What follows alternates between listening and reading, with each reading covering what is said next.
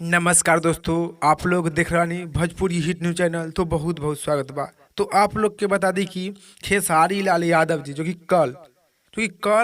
1 बजे जो कि करी आरजेडी के प्रचार कैले बानी, जो कि रैली कैले बानी, जो कि आप लोग फोटो स्क्रीन पर देख सकत बानी। जो कि आरजेडी जो कि पार्टी के बहुत ही सारा प्रचार कैले बानी और दर्शक लोग से वोट के विनती भी कैले बानी। तो आप लोग के बता दी कि खेसारी लाल यादव जी जो कि भोजपुरी के सुपरस्टार कलाकार बानी, जो कि आरजेडी के खातिर जो कि प्रचार कर रहल बानी। तो खेसारी लाल यादव जी के जो कि वीआईपी सुविधा मिलल बा, जो कि खेसारी लाल यादव जी के आरजेडी के तरफ से वीआईपी सुविधा मिलल बा प्रचार करे खातिर। जो कि कितना रोड शो कैले बानी हेलीकॉप्टर से, जो कि बहुत जगह पर आकर जो कि आरजेडी खातिर जो कि वोट मांगले बानी। तो आप लोग के बता दी कि खेसारी लाल यादव जी जो कि भोजपुरी के सुपरस्टार कलाकार बानी, जो कि आरजेडी के सपोर्ट कर रहा बानी और वोट मांग रहा बानी। तो आप लोग के इस के बारे में का राय बा, का विचार बा, आप लोग नीचे कमेंट बॉक्स में बताएं। तो आप लोग के इसी जानकारी के बारे में बतावे के रहे कि खेसारी लाल यादव जी जो कि उतर गए बानी, जो कि आरजेडी के सपोर्ट खातिर और वोट मांगे खातिर। जो कि प्रमोद प्रेमी यादव जी तो बानी, तब खेसारी लाल यादव जो कि सबसे सुपरस्टार कलाकार